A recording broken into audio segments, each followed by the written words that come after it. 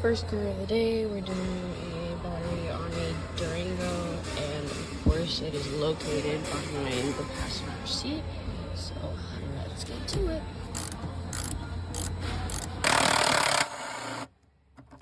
There's no way my gun died right now. Oh my god.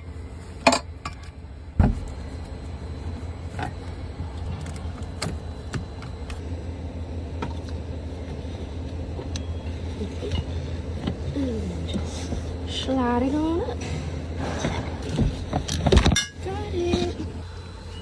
So I'm gonna put on the positive terminal on before I push it all the way back, because then it's gonna be a lot more difficult for me to get on. So,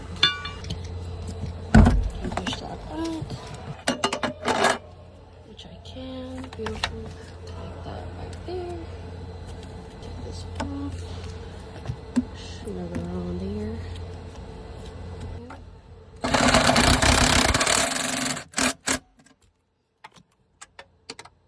And we are all done.